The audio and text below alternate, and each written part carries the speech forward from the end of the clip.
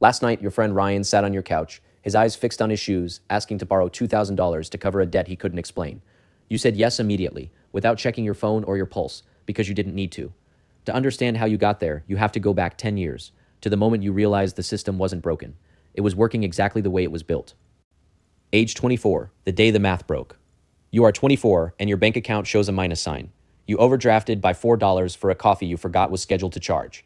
The bank doesn't care about the $4, they care about the math, and the math says you now owe a $35 fee. By Wednesday, a forgotten $7 subscription hits, another $35 fee triggers, and your rent fails, adding a $75 late fee. You are $200 deep in a hole you didn't authorize, skipping lunch not by choice, but because you've learned to perform full while your stomach is empty. That same week, you walk onto a used car lot. A salesman calls you boss and tries to push you toward leather seats and status, but you stop at a 2013 gray Toyota Corolla with a dent on the bumper. You pay $9,400 cash, knowing this car will never impress anyone. Your father's friend Frank tells you the truth. Most people don't buy cars, they buy permission to feel successful. You decide that night to stop buying permission. You open a brokerage app and put your first $10,000 into a boring dividend ETF. You circle a freedom date on a calendar, put it in a drawer, and tell no one. Age 26, the invisible dividends. You are 26, still driving the Corolla with 89,000 miles and a squeaky seat. Your brother Jordan just leased a 2023 Acura for $490 a month. He calls it basically free. You watch the look of panic flicker across his face when his phone buzzes with a bank notification, but he hides it behind a smile. Meanwhile, your bank account hits $2,000. Suddenly, the $15 maintenance fees disappear, and the bank starts mailing you envelopes in metallic ink calling you pre-approved. You receive your first dividend, $400 for the year. Your coworker laughs, saying that's just one dinner. You say nothing. You know this is the first dollar in your life not traded for time. It's money that paid for your Netflix and Spotify while you slept. You click reinvest and watch your shares grow by a tiny, invisible amount. Age 29, the pity of the successful. By 29, you have $50,000 sitting in that same boring ETF. It pays you $2,000 a year, which covers your electric bill, internet, and a weekend away. At a family dinner, your cousin brags about a new BMW lease while you order water and eat your steak in silence. You feel something most people never feel. You feel ahead, even though everyone thinks you're falling behind. At the office, a woman named Rachel from accounting stops you in the parking lot.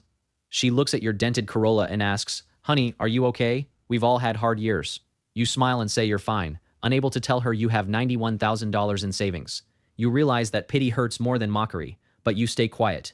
You are playing a game with no scoreboard and no audience. Age 31, the great filter. The layoff sweep comes on a Thursday morning. Half the floor is gone by lunch, including you and Ryan.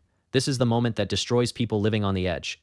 To protect your freedom fund, you make the choice that guts your pride. You move back in with your parents. At 31, you are staring at the same crack in the ceiling you saw as a teenager. Everyone thinks you finally lost. Ryan, however, keeps his apartment and his BMW, posting photos that make it look like he's still winning. In reality, he is drowning in debt, grabbing a panic job just to stay afloat. You take the humiliation of the childhood bedroom, because your numbers aren't just money, they are time. You realize you are the only one who is actually safe. Age 32, the power of no. You are 32, and you hit the six-figure milestone, $100,000.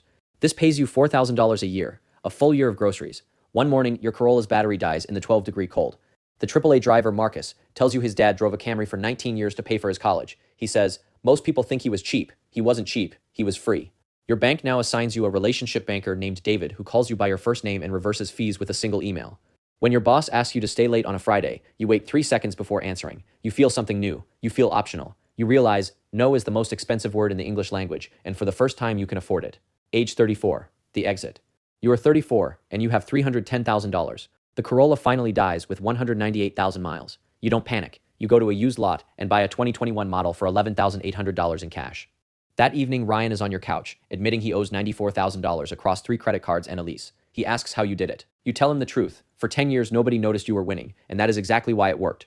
You stopped buying permission from a world that wasn't even watching. You didn't just save money, you bought yourself. The race didn't end because you got rich. It ended the second you stopped running.